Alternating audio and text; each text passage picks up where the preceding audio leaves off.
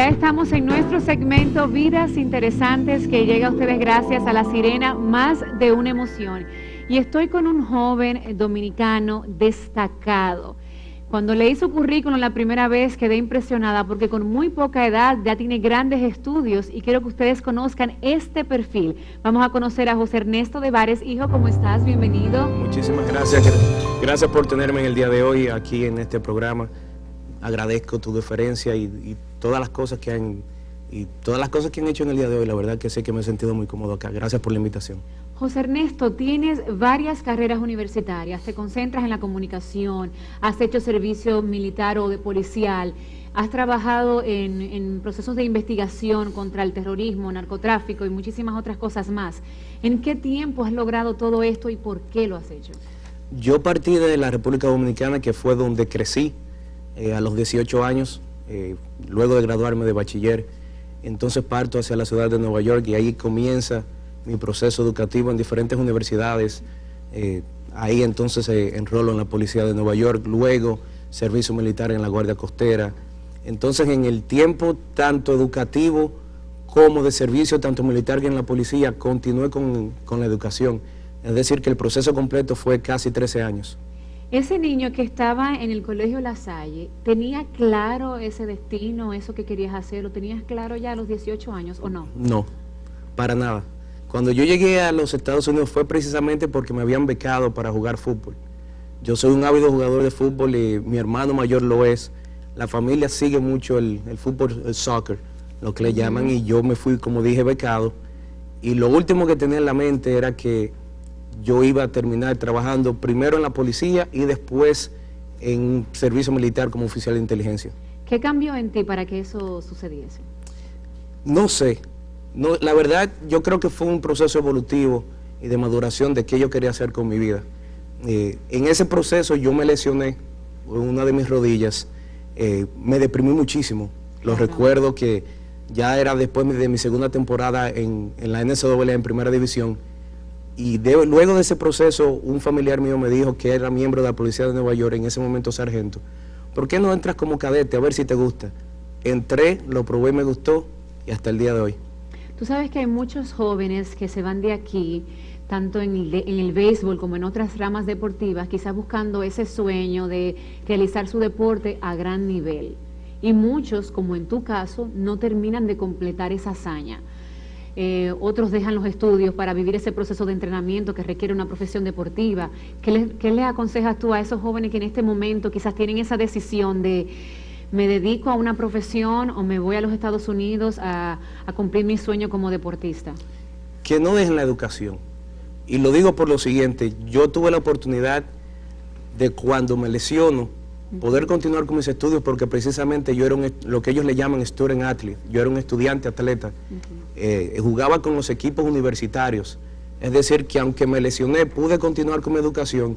Y es importantísimo tú prepararte, porque ¿de qué te vale, por ejemplo, el dinero o la fama si tú no sabes mantener ese dinero o manejarlo, y mantener también tu cabeza fría y ser humilde, que yo creo que es lo más importante en el mundo?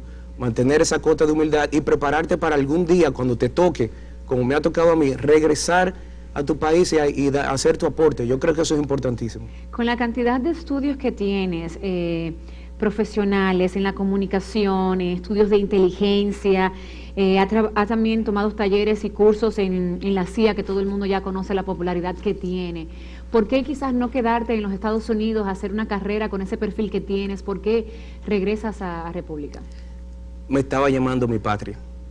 Y se lo he dicho, muchas personas me han hecho esa misma pregunta. Y yo lo que digo es: mira, ya llega un punto en la vida, yo creo que en la mía me llegó joven, me llegó a los 31 años, que me estaba llamando la patria, me estaba llamando mi casa. Yo nunca me sentí en hogar en los Estados Unidos y claro, viví allá, como dije, casi 13 años y tuve una muy bonita experiencia. Pero yo siempre decía que quería venir acá joven y no ser una fuga de cerebro, sino ser un ciclo de cerebro, que fui, me preparé, tuve vivencias y ahora vengo a realizar lo que cada joven dominicano creo que tiene el deber y la capacidad de hacer: venir y mostrar, poner el granito de arena, dar el aporte. Y para mí también era importante seguir con una labor que mi padre ha realizado en la prensa nacional por más de 30 años, y era el momento de tomarle la palabra, de acompañarlo y de aprender detrás de él, que para mí es importantísimo, de recibir ese apadrinamiento. No quiero ser indiscreta, pero quiero que la gente sepa, ¿qué edad tienes? 31 años. 31 años. Como conocedor del desarrollo que ha tenido en Latinoamérica el narcotráfico y ese tipo de actividades, ¿por qué los latinoamericanos estamos siendo tan afectados por este mal? Hay dos problemas importantes en lo que es la droga y Latinoamérica. Primero es que la cocaína, la hoja de coca solamente se cultiva en Sudamérica. Estamos hablando Colombia, Bolivia, Perú. Entonces inmediatamente le va a afectar al latinoamericano porque es en Sudamérica donde se cultiva. Además de eso, al ser cultivado en Sudamérica, los puentes o las vías de tránsito obligatorias para llegar a los mercados más importantes, tanto Estados Unidos como Europa, es Centroamérica y el Caribe. Entonces esos puentes, esos países y zonas de tránsito han sido afectadas no tan solo por la violencia de ese narcotráfico moviéndose, sino el residual, que es lo que genera la delincuencia común y el microtráfico que tenemos en nuestro país, por ejemplo. Entonces, por eso es que principalmente el tráfico de cocaína afecta tanto a Latinoamérica. Entonces en nuestro país tenemos un micro todavía. Aquí se mueven grandes cantidades de narcóticos, eso no hay duda.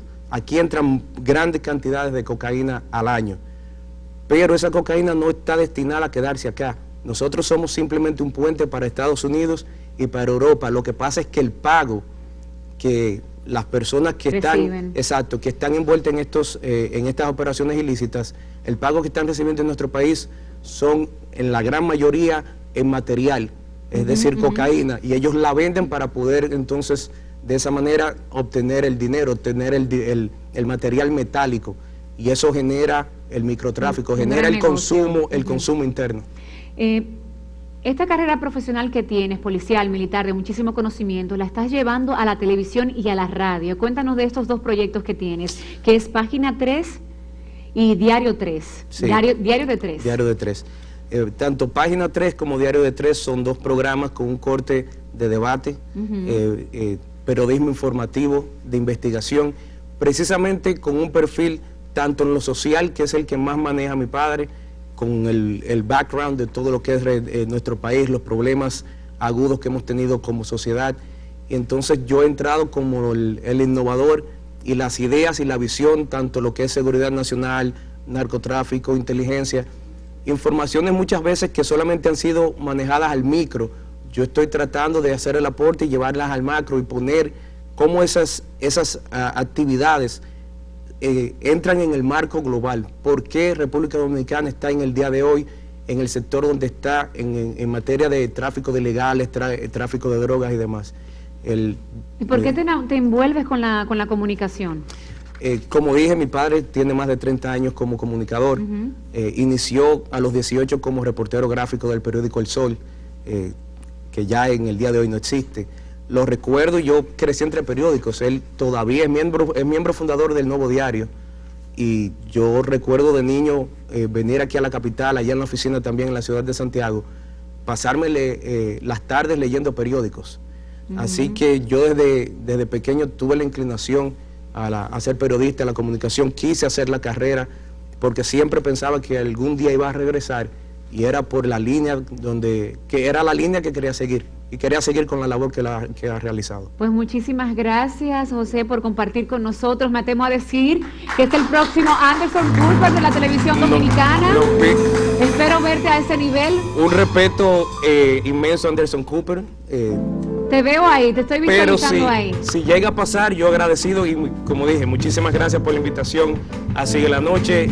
La verdad es que me siento muy halagado por estar aquí. Y ese conocimiento tuyo también tenemos que aplicarlo un poquito más al país. Danilo Medina, atención con este perfil. Gracias por compartir con nosotros, y este segmento llega a ustedes gracias a La Sirena, más de una emoción. Continuamos.